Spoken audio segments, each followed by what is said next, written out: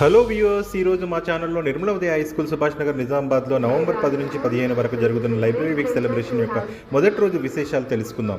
ఈ అద్భుతమైన కార్యక్రమానికి రెవరెండ్ డాక్టర్ సిస్యు నిర్మలా గారు అధ్యక్షత వహించగా శ్రీ గడ్డం భక్తవత్సలం గారు ముఖ్య అతిథిగా విచ్చేసి ఈ వేడుకను ప్రారంభించారు. వారు తమ ప్రసంగంలో పుస్తకం పఠనం యొక్క గొప్పతనం వివరిస్తూ ప్రతి పుస్తకం మీ జీవితానికి ఒక కొత్త రంగం జోడుతుంది అనే స్ఫూర్తిదాయక సందేశాన్ని ఇచ్చారు. అంతేకాకుండా ముఖ్య అతిథి శ్రీ గడ్డం భక్తవత్సలం గారు గ్రంథాలయం అనే పదం యొక్క మూలం గురించి కూడా ఆసక్తికరమైన విషయాన్ని పంచుకున్నారు. లైబ్రరీ అనే ఆంగ్ల పదం లాటిన్ భాష నుండి లైబ్రేరియా అనే పదం ద్వారా వచ్చిందని, దానికి అర్థం పుస్తకాల నిలయమని వివరించారు. అందరికీ ఒక స్పష్టమైన అవగాహన కల్పించారు. ఈ స్ఫూర్తివంతమైన ప్రసంగం తర్వాత మొదటి రోజు వేడుకల్లో భాగంగా విద్యార్థులు ప్రదర్శించిన మోనో యాక్షన్ అందరినీ ఆకట్టుకున్నాయి.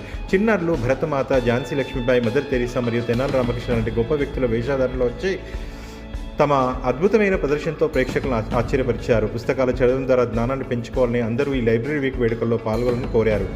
రేపు జరగబోయే కార్యక్రమాల హైలైట్స్తో మళ్ళీ మీ ముందుకు వస్తాను. అప్పటి వరకు keep reading, keep learning. Bye.